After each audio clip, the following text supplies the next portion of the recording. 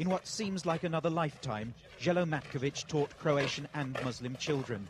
Now he carries a gun and visits school only to call on Nikita the caretaker, an old friend. The classrooms where Jello taught are now dormitories for Croatian soldiers defending Vitez. Today, his old friend needs comforting. His home has been destroyed and members of his family injured in a recent attack by Muslim forces. Jello's own house in the centre of Vitez was hit by a tank shell, but he's philosophical about the damage. His wife and children were safe downstairs. Jello wasn't at home at the time. He was fighting in the trenches. He offered to lead us there.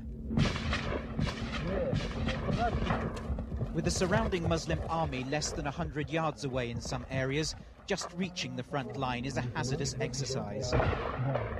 Although both sides have some artillery and heavy weapons, the real battle for Vitez is being fought by infantry in World War I style conditions.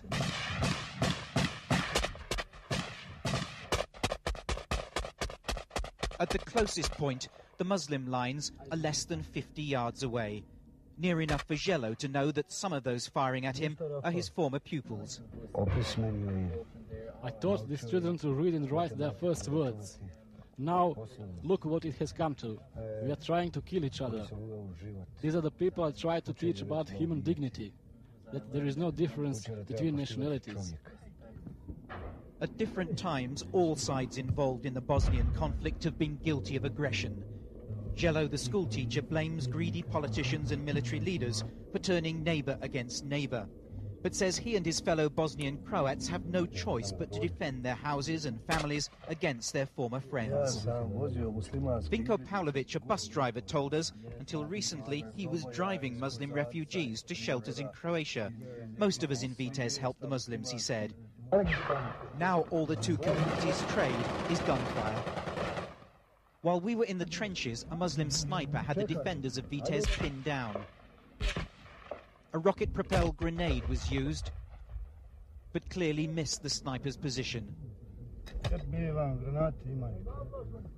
Jello, the teacher, dreams of returning to school and repairing his damaged house. But today that dream seems further away than ever. There is absolutely no optimism here. After yesterday's decision by the Muslim-dominated Bosnian parliament to effectively reject the peace treaty, another hard winter and continued bloodshed seems inevitable. Paul Davis, News at 10, Vitez.